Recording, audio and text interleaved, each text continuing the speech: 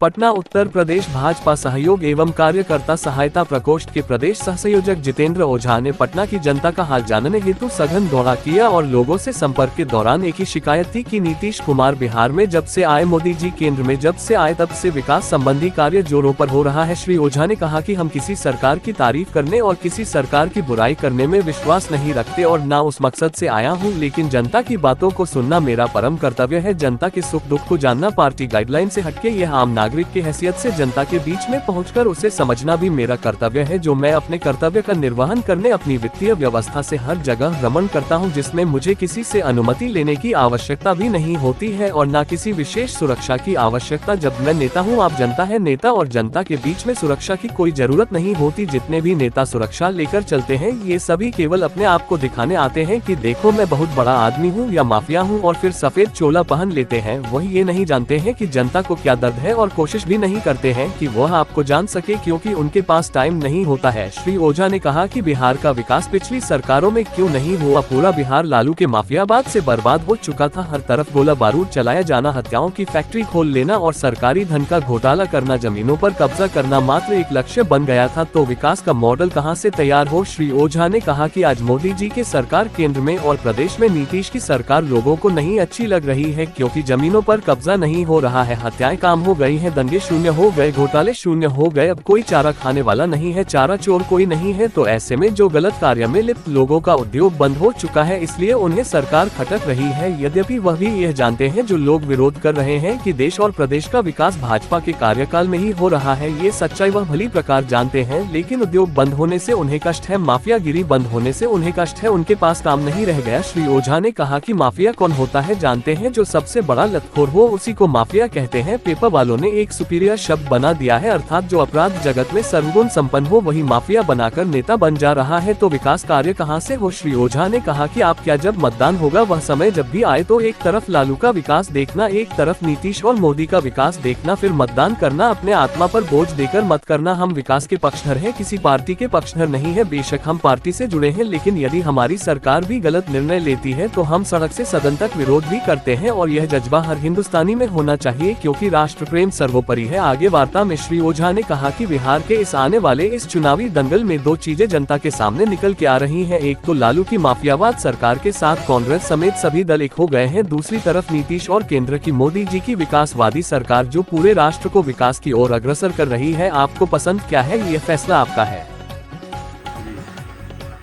तो ऐसा है श्रीमान जी, सारे लोग एक होके पिछली बार की तरह, और मैं बता रहा हूँ एक होके लड़ेंगे तो भी ठीक, क्योंकि बिहार की जनता भूली नहीं। अभी हालिया 4-5 घटना लगातार हुआ, ठीक है। बिहार जनता भूली नहीं, ना पुराना इतिहास लालू परिवार का भूला है, ठीक। और पीके, मैं तो उस दिन भी कहा था, पीके एज ए पॉलिटिकल ब्रोकर कह लीजिए, या हिंदी में उसको कुछ और कह लीजिए, वो शब्द लोग नहीं सुन पाएंगे, इसलिए ठीक नहीं है। अंग्रेजी ज़्यादा लोगों को पसंद है, ठीक है। तो क्या थे, इसके पहले वो कांग्रेस के लिए चला करते थे, फिर कुछ दिन के लिए इनके लिए चले, अब वो अपने स्वयं के लिए चल रहे हैं, क्योंकि राजनीतिक कीड़ा होता है ना, वो शरीर में घुस जाता है, ठीक है। ये सब कुछ भला नहीं करने वाले, ये लोग अपना भला कर रहे हैं। अभी चुनाव आते आते अभी देखिए कम से कम 20 पार्टियाँ और रजिस्टर्ड हो जाएंगी, कि कहीं से कोई गठबंधन कर ले, हमारा ठगी का धंधा चल पड़े, बस यही है। बाकी तो विकास तो शून्य है। लालू जी की वाणी आपने सुना था ना, कि मैं सड़क इसलिए नहीं बढ़िया बनवाता हूँ तो पुलिस दरवाजे तुरंत आ जाएगी। तो जनता इतनी बेवकूफ़ नहीं है, अब जनता शिक्षित हो गई, साक्षरता बढ़ रहा है, तो ऐसा नहीं हो कि अब उनको उसका लाभ मिलेगा, और वो समय खत्म हो गया, ठीक है। आप तो पिछले चुनाव में मिले थे, देखिए गली गली वहाँ पिच हो गया है, कहाँ काम नहीं हो रहा है, हर जगह काम हो रहा है। अब हमको दिखाई नहीं दे रहा, इसलिए नहीं दिखाई दे रहा कि हमारा जेब है खाली। इस सरकार में गबन नहीं हो पा रहा है। पहली सरकार है कि अभी घोटाला कोई सामने नहीं है और ना आएगा, मुझे विश्वास है। व्यक्तिगत मोदी जी पे हम भरोसा करते हैं, और पूरी कंट्री भी उन पर भरोसा कर रही है, ठीक है। और आज भारत देश विदेश में नाम कमा रहा है, भारत चौथे स्थान पे पहुंच गया है। तो इस सारी चीज़ों का निचोड़ आप लीजिए, वोट कहाँ जाएगा।